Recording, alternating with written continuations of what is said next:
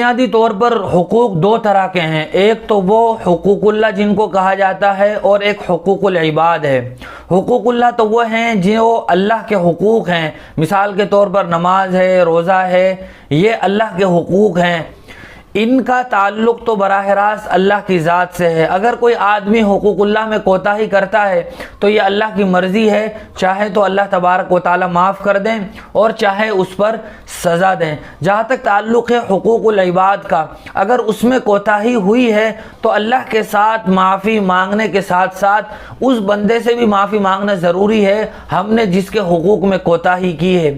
اب وہ حقوق چاہے جسمانی ہوں یا مالی ہوں یا یہ کہ لسانی ہوں، ہم نے کسی آدمی کو گالی دے دی تھی، اس کی وجہ سے اس کے دل کو ٹھیس پہنچ گئی، تو صرف اللہ سے معافی مانگ لینے سے معافی نہیں ہوگی، بلکہ جس آدمی کے دل کو ہم نے گالی دینے سے ٹھیس پہنچائی ہے اس سے بھی معافی مانگنا ضروری ہوگا۔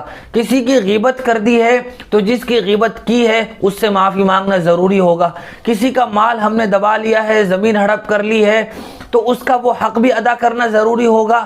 کسی کا قرض ہم پر تھا، اس قرض کی ادائیگی ہمارے لیے ضروری ہوگی، اس کے بعد ہم اللہ تبارک و تعالیٰ سے معافی مانگیں گے۔ گویا حقوق العباد صرف اللہ سے معافی مانگ لینے سے معاف نہیں ہوں گے، بلکہ صاحب حق سے بھی معافی مانگنا یہ ضروری ہوگا۔